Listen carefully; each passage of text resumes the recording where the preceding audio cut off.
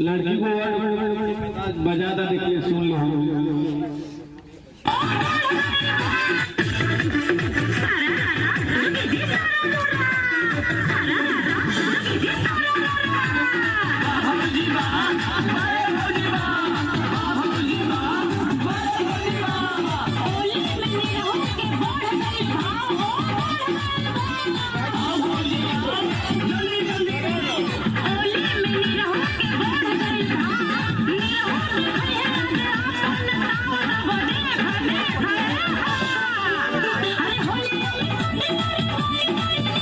hello